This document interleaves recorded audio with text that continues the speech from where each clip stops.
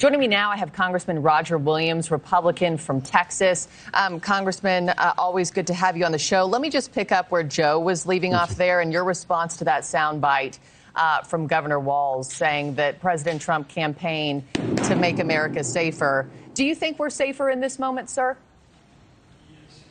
Well, we're not. I mean, you look at, what happened in Portland and of course, Minnesota. But this is what happens when you have leadership that does not support law enforcement, does not want law enforcement. It consequently invites criminal activity. They defend criminal activity. And this is what you got. It's lawlessness, and I think it's to be blamed on leadership, and certainly in Minnesota, and Portland's got a history of it also. We know that, these agents were sent in, some 2,000 of them, to tackle deportations, immigration, also fraud. Do you think that kind of presence was needed and necessary in the city of Minneapolis to begin with?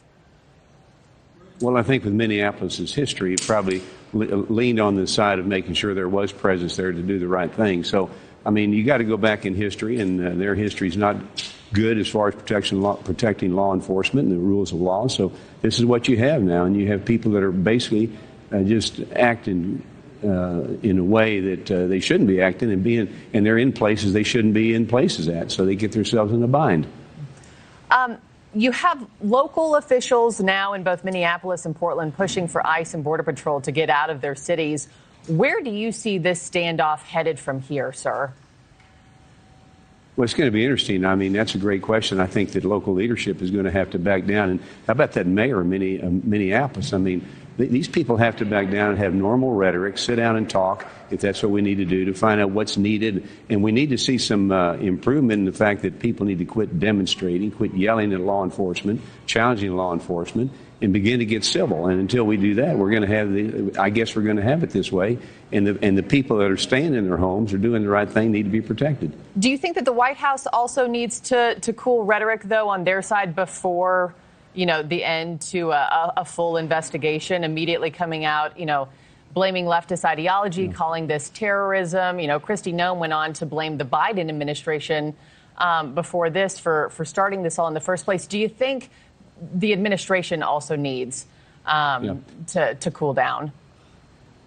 I think when you have two parties involved, the blame game never gets you anywhere. But I think they need to calm down and have some dialogue and find out what's wrong, what's right, how can we fix it. I mean, that's the way businesses operate. That's the way people operate their lives and their families. And I think that would be a good idea for the parties to sit down and say, where do we go from here? Yeah. And so how do you see your specific role in that, sir, as a member of Congress trying to de-escalate the situation? What's your pledge? I think, my pledge, of course, number one, I'm glad I live in Texas.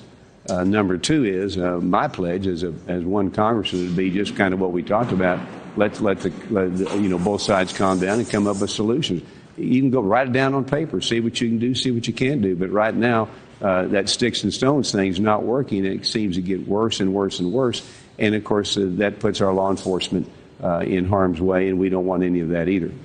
Of course, the other big headline that dropped yesterday is that the FBI is now the sole investigator of this case. Local officials aren't going to have access to evidence or interviews. How is that fair, sir?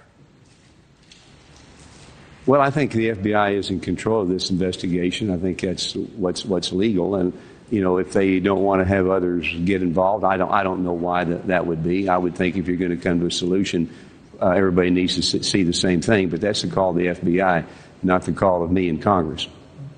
Congressman Roger Williams, I got to end it there, but thank you so much for your time on a Friday morning, sir. Okay. Appreciate it. All right. Thank you, Marky. You bet.